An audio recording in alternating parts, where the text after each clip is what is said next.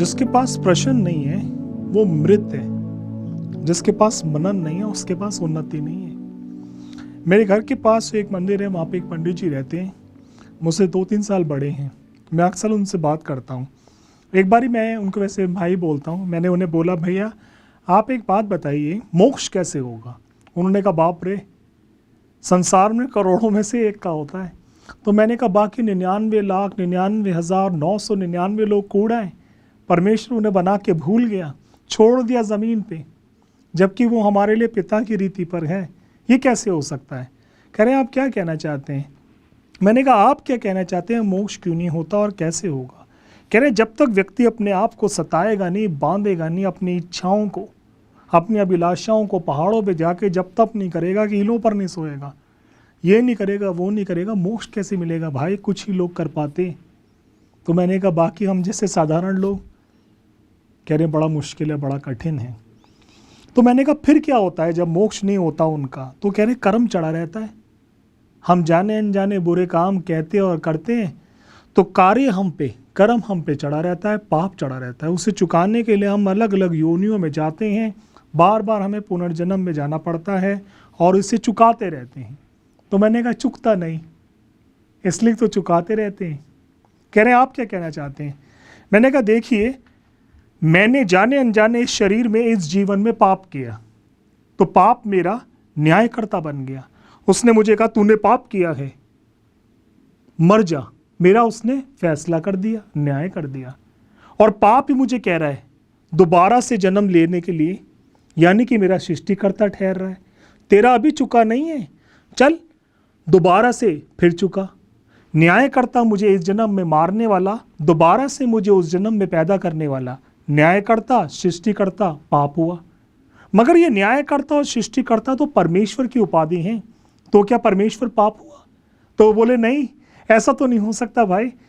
न्यायकर्ता और सृष्टिकर्ता तो परम प्रधान जो परमेश्वर है, जो अनादिकाल से अनादिकाल तक वास करता है, जो न कभी पैदा होता ना मरता है, सर्व सामर्थ्य सर्व उपस्थित है, वो है। तो मैंने कहा फिर परमेश्वर की उपाधि जब पाप छीन रहा था, तो पाप से परमेश्वर की लड़ाई है, मेरी नहीं है। ये उपाधि उसने छीनी है।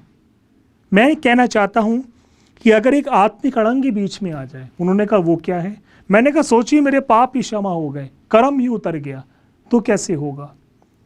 तो फिर क्या होगा? कह रहे पाप मुझ पे चढ़ा नहीं हुआ, मुझे कुछ चुकाना नहीं है, मुझे किसी और योनि में जाना नहीं है, पर आत्मा को तो ध्येय चाहिए। मैंने उससे पूछा तो उन्होंने मुझे बताया फिर क्या होगा? उन्होंने कहा इसी शरीर में लौट आएगी।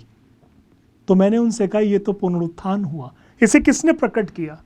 संसार में एक ही व्यक्ति हैं, यीशु मसीह।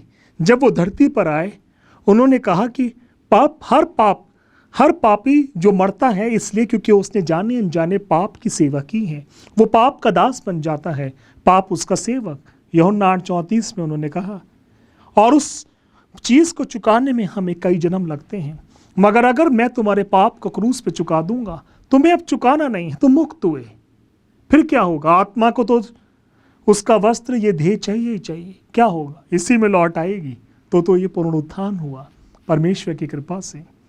एक ऐसा जन्म है जिसमें मुझे बार बार जन्म नहीं लेना, मुझे इसी जन्म में नया जन्म लेना है, नया होना है।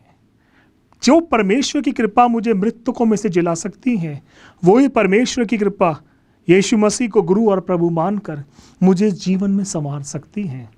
और उन्होंने इसकी पहचान दी। उन्होंने कहा जब तक व्यक्ति दोबारा से पैदा नहीं हो, वो परमेश्वर के राज्य में प्रवेश नहीं कर सकता। और इसकी पहचान क्या है शील भाई, कि मैं दोबारा से पैदा हो गया?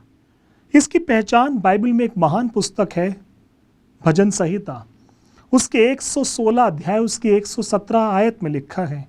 वहां पर लिखने वाले ने लिखा, तेरे लिए धन्यवाद की भेंट चढ़ाऊंगा, धन्यवाद की भेंट। और ऐसे ही नए नियम में किताब है पहले थिस्सलुनीकियों 5:18 में लिखा है, प्रत्येक बात में धन्यवाद करो। यानी कि जब आप अपनी बीवी को गाली दें, आप कहें हट तू मेरे पैर की जूती है, चल, परमेश्वर को धन्यवाद करें। मैं इससे डरा सता सकता हूं, ये मुझे डरा नहीं सकती, आपका धन्यवाद हो। आप चोरी करें, परमेश्वर को धन्यवाद दें, इस बारी बच गया इतना, अगली बारी मिले तो मिले इतना। परमेश्वर ने बचाया, परमेश्वर ने कराई, उसका धन्यवाद हो। आप चोरी करें, व्यभिचार करें, लोगों को मारे पीटे, फोन पे धमकाएं, वहां पर उनका हार्ट अटैक हो जाए, बस आपको परमेश्वर को धन्यवाद करना है। बात क्या कह रहे हो शील भाई? यानी कि किसी काम को करने से पहले, यानी किसी काम को करने के बाद, यानी कि किसी बात को कहने से पहले, यानी किसी बात को कहने के बाद अगर मैं परम पिता परमेश्वर को, जो मुझे योनियों से बाहर लाता, पुनर्जन्मों से उभारता है, धन्यवाद नहीं कर सकता, तो वो काम, वो बात गलत है भाई, ना करें। यही बॉर्न अगेन है, यही वो संग्राम है जो यीशु मसीह ने इस देह में, इस जीवन में दिया है, जन्मों से उभारा है, इस जन्म में उभार कर। आप सब इस वचन के द्वारा आशीषित हों। ये मनन सदा अपने जीवन में, अपने मन में रखें, उन कामों और बातों को करने से पहले